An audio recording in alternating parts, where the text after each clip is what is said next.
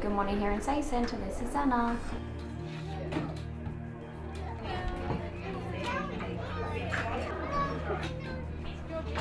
At Hear and Say, we're really redefining the way that people look at hearing impairment. We use state-of-the-art hearing technology and auditory verbal practices, and my role is to coach parents so that they can then go and teach their children how to listen and speak. Jessica started coming to the Hear and Say Centre when she was about 18 months old. Her hearing was destroyed as a result of chemotherapy that she received when she was diagnosed with cancer as a baby. Hear and Say teach the children and the families. It's a family-based program where the parents are involved in the lessons as well, where the children are taught to listen and speak through play. So what we aim for with children is to identify their hearing loss as soon as we can, post-birth, and get them into therapy with hearing aids or amplification as soon as we can. And we aim just to work along the normal developmental continuum as we would with any other child.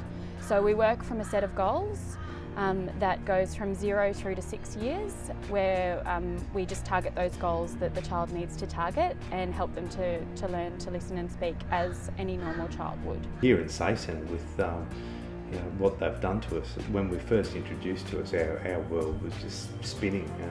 To find out your son is deaf after being born with perfect hearing was just devastating, and we were still in grief.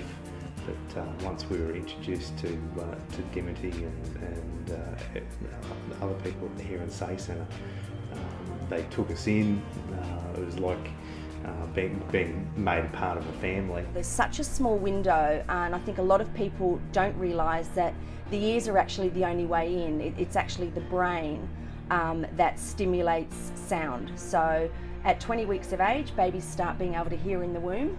So once a child is born and then they're diagnosed and then they come to Hear and Say, we've missed that first 20 weeks in vitro, then the time to get diagnosed, then coming to Hear and Say. That is, of course, if there is a place.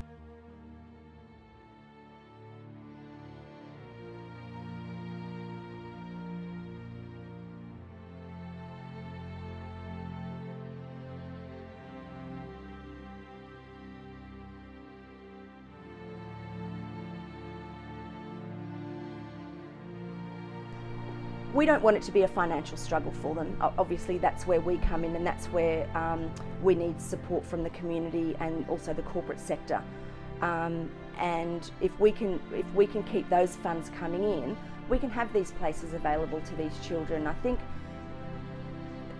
the thing that we have to realise is today deaf isn't deaf anymore. We can take a child, that child can learn to hear, can learn to listen, interpret sound, can learn to speak, and can go on to mainstream education, and their lives are then just mapped out for them to do with what it is that they choose. So unfortunately, the statistics are, if a child learns to sign or to lip read, very often a lot of those children don't actually have a reading or a comprehension level any greater than age 8.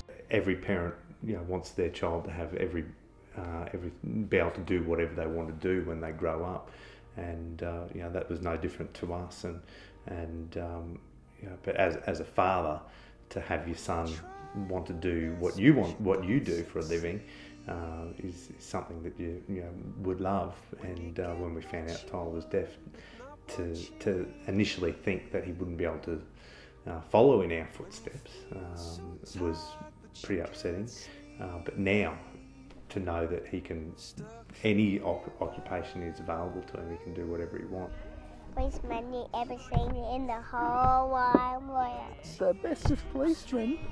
I love my job, and it's amazing what we do here at the Hear and Say Centre. We now have the opportunity, with the latest technology in hearing aids or cochlear implants, to overcome the disability of deafness. So proud of the children, but also of the families and the commitment that our families show to reaching these outcomes for the children, because it is a difficult job, and at times it can be tough, but just the commitment that our parents show and the dedication to their children is just amazing. But I think the most important thing is that what we do is fun, And we have a motto around here, if it's not fun, it's not working. And really that's the crux of what we do, is that children learn best when they're engaged in meaningful and enjoyable experience. I will try.